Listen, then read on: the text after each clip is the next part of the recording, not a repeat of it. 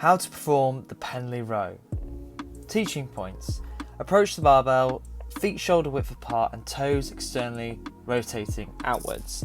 Hand placement outside of the legs. Make sure to use a pronated grip, keeping the hands shoulder width or slightly wider. Remember to hinge the hips back until your upper torso is parallel to the ground. Keep the back straight, chest out, shoulders slightly back and the knees bent. Focus on maintaining your eye level on the floor or the barbell itself. Starting position will be the bar on the floor. Focus on bracing your core. For the concentric part of this lift, as you bring the bar up, make sure to row the bar up to the lower chest and squeeze the shoulder blades together.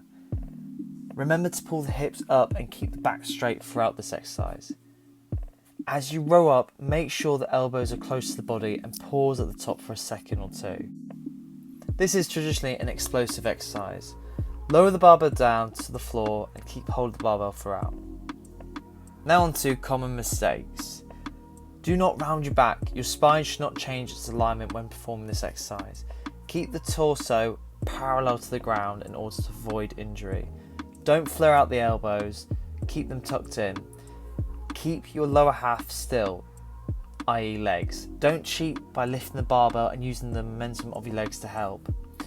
Eye level should be at the floor to keep the head in a neutral position with the spine. Let the arms do the work. Don't move your chest up and down, as this will not help in the long run.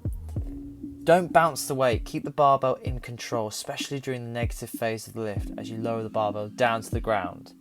It's important to know, as you exert the force, lift the barbell off the ground to take a deep breath in through the nose, and as you lower the barbell back to the ground, to breathe out through the mouth. Here are some of the muscles worked when performing the Pendlay Row. Thanks very much for your time. Hope you enjoyed this video. Lots more to come.